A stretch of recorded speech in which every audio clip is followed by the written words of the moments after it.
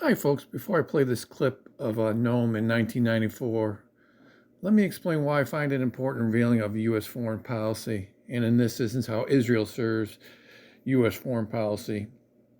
So, the U.S. has taken on to itself to gather wealth from foreign lands, and you may have seen this scenario before, such as in Central America.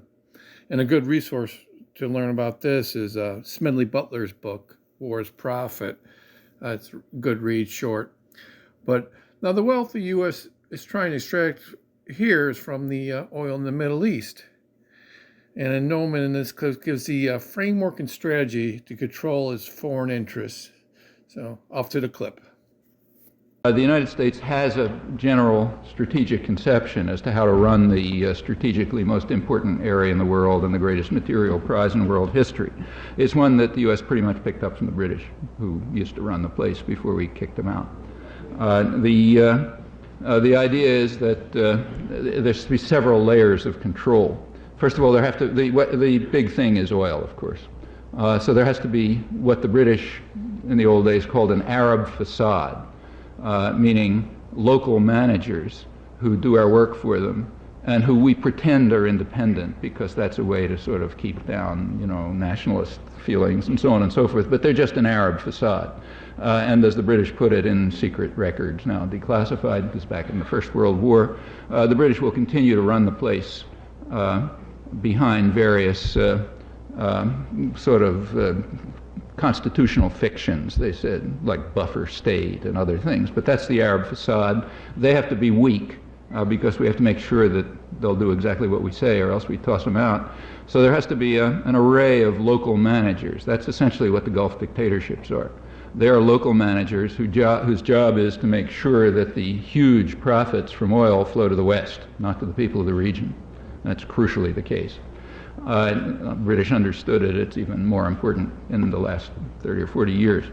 Now, the people of the region happen to be backwards and unenlightened. You've all known about that. And they somehow don't understand why the wealth of their region has to flow to Westerners, not to them. And since they can't seem to get this through their heads, no matter how much we try to explain it to them, the Arab facade has to be protected against from the local population. And for that, you need what the Nixon administration called local cops on the beat, local military forces who will kick them in the face if they get the wrong ideas and if the local security forces can't handle it. So the second layer of control has been an array of gendarmes. Turkey, Iran under the Shah, Pakistan's played that role for a time, and Israel's right in the center of it. Especially since 1960s, Israel's been one of the core elements of the gendarmerie. Incidentally, that was recognized by the Joint Chiefs of Staff as far back as 1948. They were very impressed by Israel's military victories in that war and concluded, again in secret documents now declassified, that Israel could serve, they said, it was second only to Turkey, they felt at the time, as a military base which could be used to project military power, particularly important now that the British were withdrawing from the region and the U.S. was moving in and needed its own local cops on the beat. Well, that's Israel's role.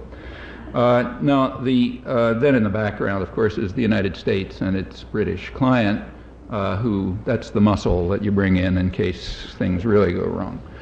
So that's the strategic conception.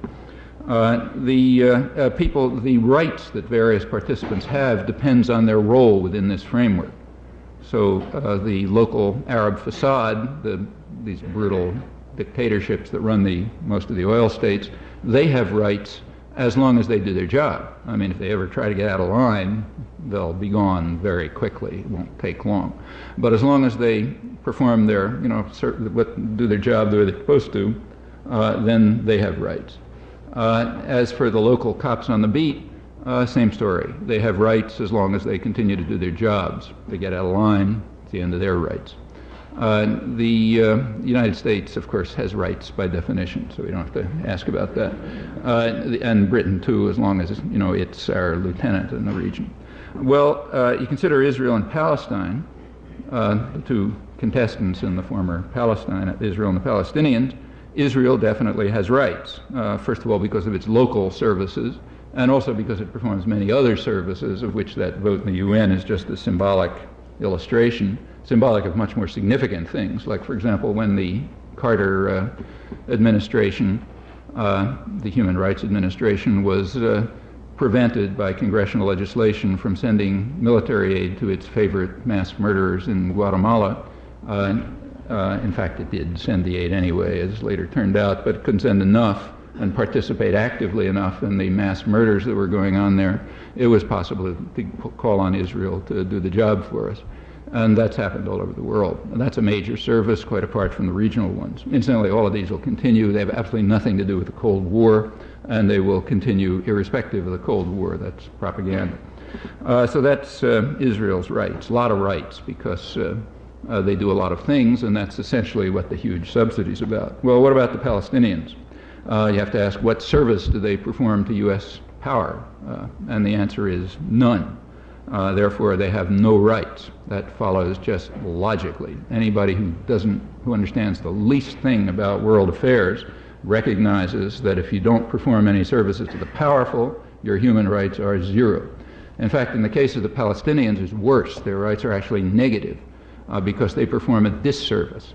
Their displacement and their problems and so on cause disruption in the region, and other people get upset. Not the leadership, like the Saudi Arabian elite couldn't care less, but the local populations do, and it makes them harder to control and so on. So the Palestinians, in fact, have negative rights. And again, that follows just by the normal calculus of world affairs. When you penetrate beyond the stuff you taught in school and so on, and you look what actually happens in the world, this is all sort of elementary. Well, from these facts, you can pretty much close to deduce policy and the course of events, given who has the determinative role, and you can in particular deduce pretty closely the diplomatic record, which is quite straightforward. I want to follow up a questioning of why the U.S. has to create these scenarios. Is it a component of capitalism and is necessary to suffice corporate interest in shareholders? Or does this foreign policy also give economic benefits to all U.S. citizens by cheaper prices and a better economy overall? I would really be interested on your thoughts, and I hope you leave them in the comments. And also, I hope you like and subscribe to the channel. Thank you.